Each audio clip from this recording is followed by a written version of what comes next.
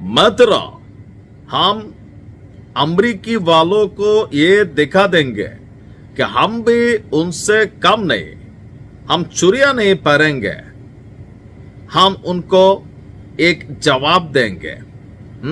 একদিকে মোদি এরকম ডায়লগ দিতেছে, অপরদিকে ডোনাল্ড ট্রাম্পের কাছে এই খবর গেছে, ট্রাম্পে কো what, make it double 50% tax to the Indian government.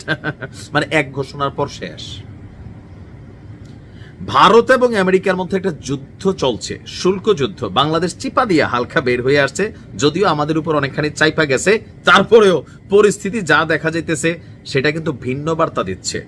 তবে এই অবস্থানটা থাকবে না, যদি থাকে তাহলে বাংলাদেশের কপাল খুলে গেছে। কিভাবে বাংলাদেশের কপাল খুলছে দেখেন, আপনার রাশিয়া থেকে অপরিশোধিত তেল আমদানি অব্যাহত রাখার শাস্তি হিসাবে ভারতের উপর অতিরিক্ত 25% শুল্ক আরোপ করেছেন প্রেসিডেন্ট ট্রাম্প। আর এই ঘোষণার ফলে আগের 25 নতুন 25 ইকুয়াল টু কত হয়ে গেল 50%, যা বাংলাদেশের তুলনায় 30% বেশি, চীনের তুলনায় 20% এবং পাকিস্তানের তুলনায় 21% বেশি। প্রথমে চীনের উপর কিন্তু একটা পাল্টাপাল্টি খেলা চলতেছিল, পরে কিন্তু চীনেরটাও তারা প্রত্যাহার করে নিছে। বাংলাদেশ সহ কমপক্ষে 90টি দেশের জন্য যে নতুন শুল্ক ঘোষণা, সেখানে এই মুহূর্তে প্রতিযোগী দেশগুলোর মধ্যে সর্বোচ্চ শুল্কের মুখে পড়েছে ভারত। বিশেষ করে বাংলাদেশ গার্মেন্টস শিল্পে অনেক দূর আগানো, এমনকি বিভিন্ন জিনিস যেগুলো আমরা এক্সপোর্ট করি ভারতও এক্সপোর্ট করে।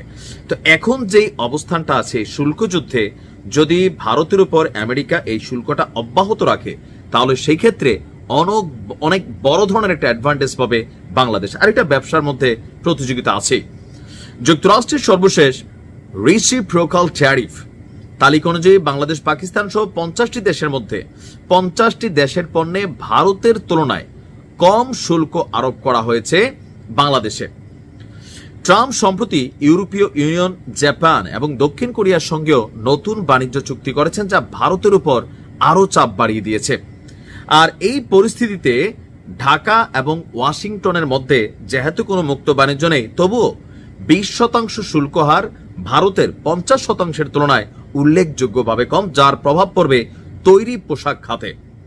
এই খাতে শুল্ক সুবিধা বাংলাদেশের প্রতিযোগিতার সক্ষমতা বাড়িয়ে দিবে। আপনার যুক্তরাষ্ট্র বিশ্বের সবচেয়ে বড় পোশাক আমদানিকারীর বাজার, যেখানে বাংলাদেশ এবং ভারত দীর্ঘদিন ধরেই শীর্ষ প্রতিযোগী। এখন শুল্ক ব্যবধানের কারণে ভারতীয় পণ্য রপ্তানিতে বাধাগ্রস্ত হলে বা ক্ষতিগ্রস্ত হলে এই বাজার বাংলাদেশের হাতে চলে আসতে পারে। আর নতুন এই শুল্ক হার কার্যকর হবে আগামী 7ই আগস্ট থেকে। এশিয়ার অন্যান্য রপ্তানিকারক দেশও ভারতের তুলনায় ভালো অবস্থান আছে এই মুহূর্তে। ভিয়েতনাম তারা 20% আছে, মালয়েশিয়া, ইন্দোনেশিয়া, ফিলিপিন 19% আছে। ফলে বৈদ্যুতিক এবং ইলেকট্রনিক্স পণ্যের বাজারে এসব দেশের প্রবেশাধিকার ভারতের তুলনায় অনেক বেশি হতে পারে। চামড়া, আরো বিভিন্ন জুতা শিল্প, এগুলো যুক্তরাষ্ট্রে এই মুহূর্তে যে খেলাটা চলতেছে, আমি জানি যে আমার ধারণা এটা থাকবে না। আবার ভারত যদি দেইরামি করে ট্রাম্পের সাথে, এটা তো ডিফারেন্ট একটা ক্যারেক্টার। সো এই ক্ষেত্রে ট্রাম্প কিন্তু ঝুঁকবে না। বলে ভাই চীনের বেলায় তো ঝুঁকলো, চীনের হিসাবটা আলাদা।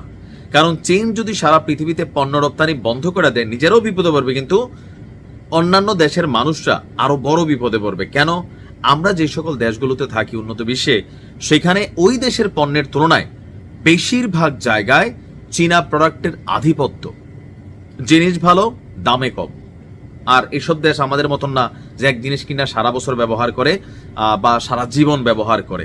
তো সবকিছু মিলিয়ে এই মুহূর্তে বাংলাদেশের উচিত যে এই শুল্ক যুদ্ধটা চলার ফাঁকে আপনার পোশাক শিল্প খাতে নিজেদের অবস্থানটাকে আরেকটু শক্তিশালী করা। আমাদের যিনি বাণিজ্য মন্ত্রী আছেন, মন্ত্রণালয় আছেন, পররাষ্ট্রমন্ত্রী আছেন, যুক্তরাষ্ট্রে থেকে রাষ্ট্রদূত আছেন, এই সুযোগটাকে আসলে কাজে লাগিয়ে নিজেদের পোশাক খাতের যে বাজারটা সেটাকে বড় করতে হবে। আশা করি কার্যকর ভূমিকা রাখবে। তবে ভারতের উপর এই শুল্ক এত বড় অঙ্কে থাকবে না, এটা টুডে টুমরো। ভালো থাকুন।